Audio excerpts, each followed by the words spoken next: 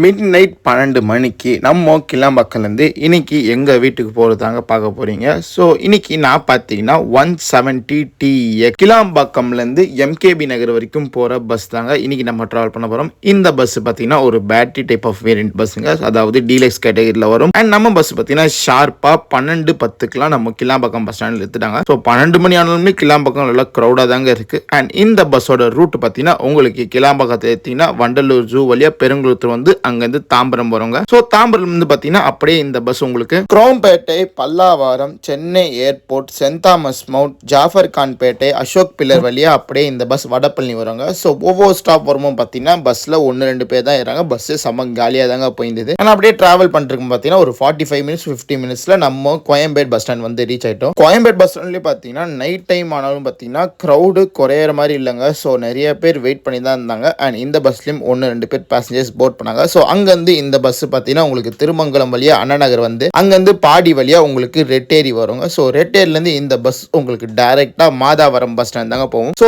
சென்னையில் ரன் ஆகக்கூடிய one and only bus எனக்கு தெரிஞ்சு இந்த பஸ் தாங்க உங்களுக்கு 3 முக்கியமான பஸ் ஸ்டாண்டை கனெக்ட் பண்ணுது. KCBT, CMBT, எம்எம்பிடி. ஸோ அப்படியே நம்ம டிராவல் என்ஜாய் பண்ண பார்த்தீங்கன்னா 1 hour 30 minutesல நம்ம மூலக்கடை வந்து ரீச் ஆயிட்டோங்க. ஸோ இங்கேருந்து பெரம்பு பார்த்தீங்கன்னா ஒரு 10 to 15 minutes டிராவல் பண்ணிடலாங்க. இதுக்கப்புறம் இந்த பஸ் பார்த்தீங்கன்னா டைரக்டா எம்கேபி நகர் போயிருங்க. ஸோ நைட் டைம் ஆனாலும் பார்த்தீங்கன்னா நிறைய பஸ் ஆப்ஷன்ஸ் அவைலபிளாக தாங்க இருக்குது. அந்த மாதிரி நீங்கள் எந்த பஸ் ட்ராவல் பண்ணி உங்கள் எக்ஸ்பீரியன்ஸ் கமெண்ட்டில் சொல்லுங்கள்.